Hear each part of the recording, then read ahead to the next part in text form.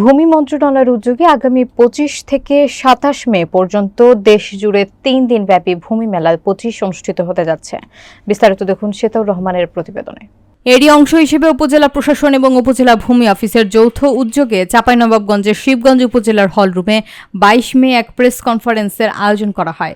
শিবগঞ্জ উপজেলা নির্বাহী কর্মকর্তা আজহার আলীর সভাপতিত্বে সহকারী কমিশনার তৌফিক আজিজ এবং উপজেলা স্বাস্থ্য কর্মকর্তা ডাক্তার কামাল হোসেন সহ প্রিন্ট এবং ইলেকট্রনিক মিডিয়ার স্থানীয় সাংবাদিকরা বক্তব্য রাখেন। মেলায় অনলাইনে ভূমি উন্নয়ন কর প্রদান, নামজারি আবেদন গ্রহণ, রেজিস্ট্রেশন এবং দাখিলা প্রিন্ট করার সুযোগ সহ ভূমি সেবা বুথের মাধ্যমে যে কোনো তথ্য পাওয়া যাবে।